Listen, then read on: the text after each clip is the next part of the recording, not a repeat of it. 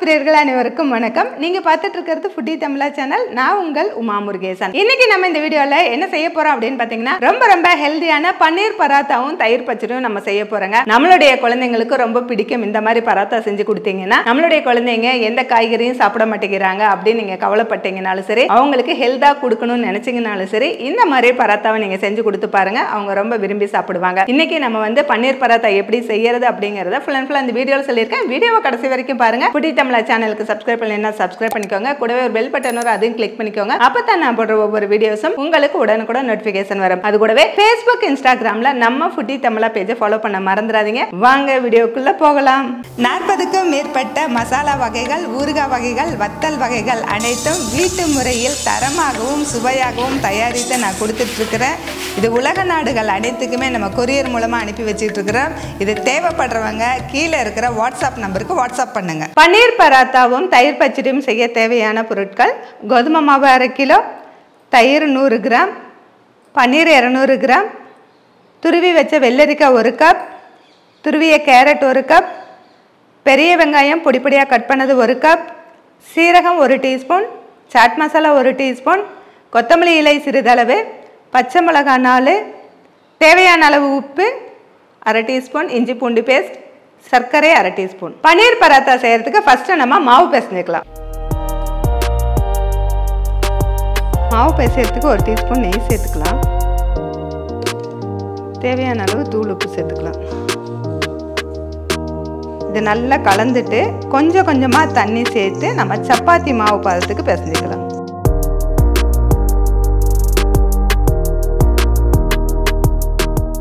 இப்போ மாவு பிசைஞ்சாச்சு. இது தட்டு போட்டு மூடி ஒரு 10 நிமிஷம் அப்படியே நம்ம ஊற விட்டுறலாம். அடுத்ததாக பார்த்தீங்கன்னா தயிர் பச்சடி ரெடி பண்ணிக்கலாம். ஃபஸ்ட்டு ஒரு பவுலில் நம்ம எடுத்து வச்சுருக்கிற தயிர் சேர்த்துக்கலாம். அது கூடவே நம்ம துருவி வச்சுருக்கிற கேரட் சேர்த்துக்கலாம்.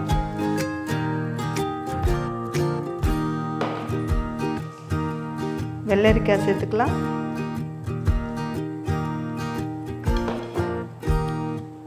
பெரிய வெங்காயம் கட் பண்ணி வச்சுருக்கோம், அதையும் சேர்த்துக்கலாம்.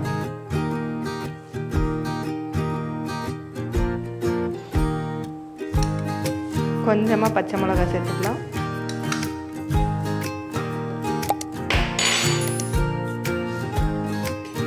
நம்ம சிறிதளவு சர்க்கரை சேர்த்துக்கலாம்.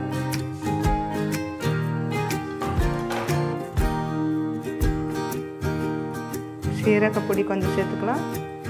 சாட் மசாலா கொஞ்சம் சேர்த்துக்கலாம். அடுத்ததாக கொத்தமல்லி தலையும் சேர்த்துக்கலாம். இதெல்லாம் நல்லா மிக்ஸ் பண்ணோம்னா தயிர் பச்சடி ரெடி.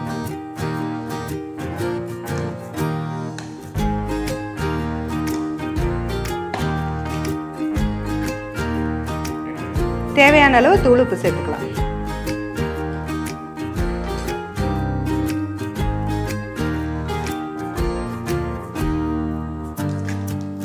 நம்ம பரோட்டாக்கு மாவு பிசைஞ்சாச்சு, தயிர் பச்சடியும் ரெடி ஆகிடுச்சு. அடுத்தது ஸ்டஃபிங்க்கு நம்ம பன்னீர் ரெடி பண்ணிக்கலாம். நம்ம எடுத்து வச்சிருக்கிற பன்னீரை கேரட் துருவியில் துருவி எடுத்துக்கலாம்.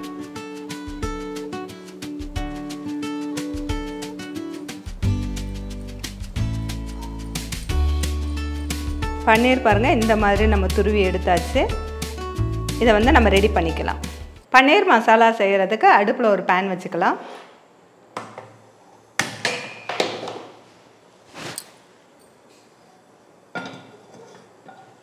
பேன் சூடானதும் 1 டீஸ்பூன் நெய் சேர்த்துக்கலாம். இதில் நம்ம எடுத்து வச்சிருக்கிற சீரகம் சேர்த்துக்கலாம்.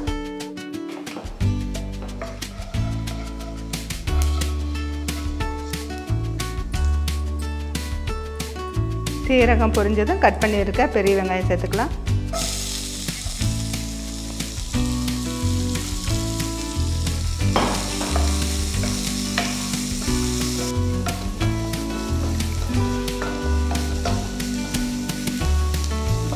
வெங்காயம் வதங்கியதும் கட் பண்ணி வச்சிருக்கிற பச்சை மிளகாய் சேர்த்துக்கலாம்.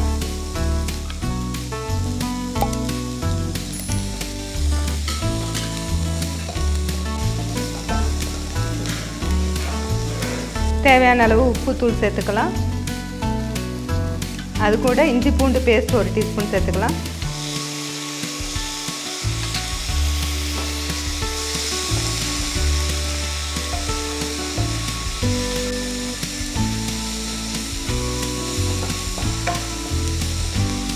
ஒரு 1/4 டீஸ்பூன் சீரகப்பொடி சேர்த்துக்கலாம். 1/2 டீஸ்பூன் சாட் மசாலா சேர்த்துக்கலாம்.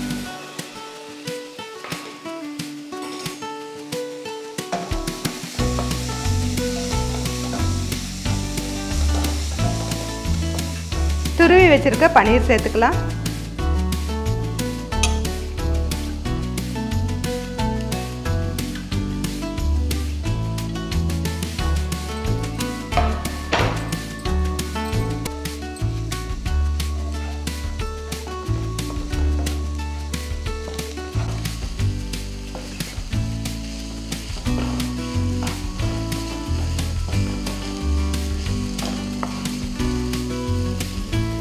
கடைசியாக கொஞ்சம் கொத்தமல்லி தழை தூவிட்டு அடுப்பு ஆஃப் பண்ணிடலாம்.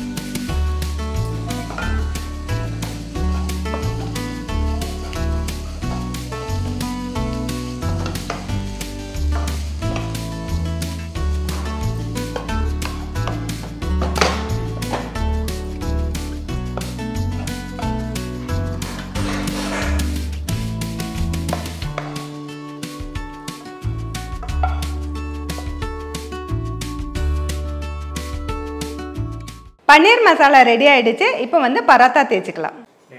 இப்போ மாவு பிசைஞ்சு வச்ச மாவை நம்ம ஓப்பன் பண்ணி பார்க்கலாம். நல்லா ஊறி இருக்குது. இதுலேருந்து நம்ம சின்ன சின்ன உருண்டைகளாக நம்ம உருட்டி எடுத்துக்கலாம். இந்த மாதிரி உருட்டி எடுத்துக்கலாம்.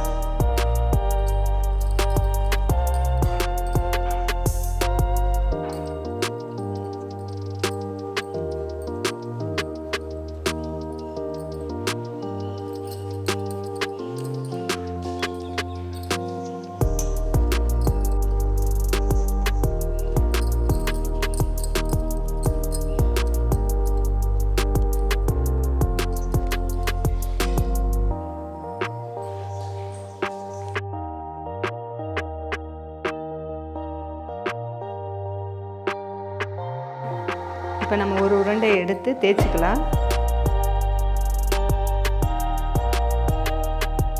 கொஞ்சமாக வந்து கோதுமை மாவை மேலே தூவிட்டு தேய்ச்சிக்கலாம்.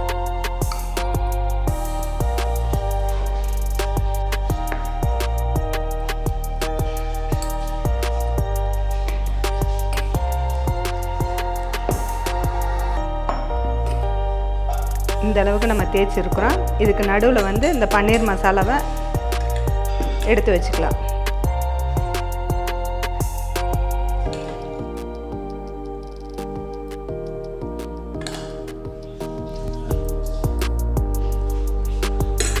இந்த மாவை இப்படி எடுத்து மடிச்சுக்கலாம்.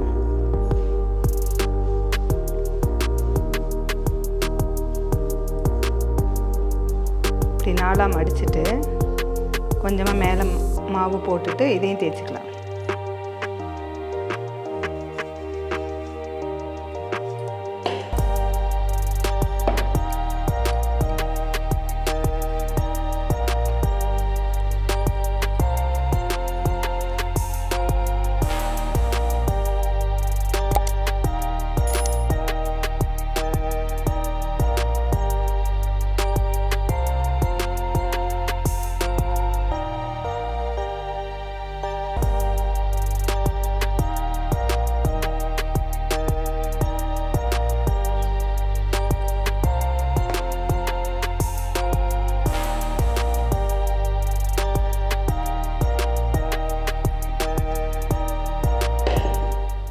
பராத்தாவெல்லாம் நம்ம தேய்ச்சி வச்சுருக்கிறோம். ஒன்றுன்னா தோசைக்கல்லில் போட்டு நல்லா பொன்னிறமாக 2 பக்கம் திருப்பி வேக வச்சு எடுத்துக்கலாம்.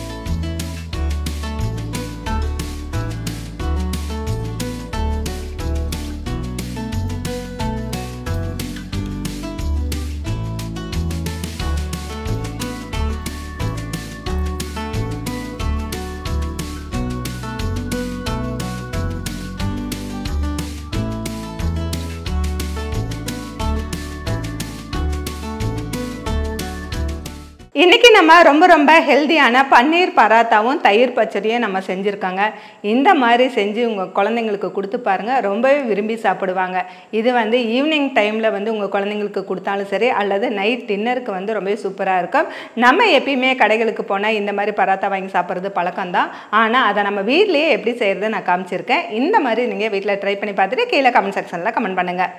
இன்றைக்கி செஞ்சுருக்கக்கூடிய பராத்தா வீடியோ உங்களுக்கு பிடிச்சிருந்தனா லைக் பண்ணுங்கள், ஷேர் பண்ணுங்கள். வீடியோ பற்றின கருத்துக்களை கமெண்ட் செக்ஷனில் கமெண்ட் பண்ணுங்கள். ஃபுட்டி தமிழா சேனலுக்கு சப்ஸ்கிரைப் பண்ணலைன்னா சப்ஸ்கிரைப் பண்ணிக்கோங்க. மீண்டும் அடுத்த வீடியோவில் சந்திக்கலாம்.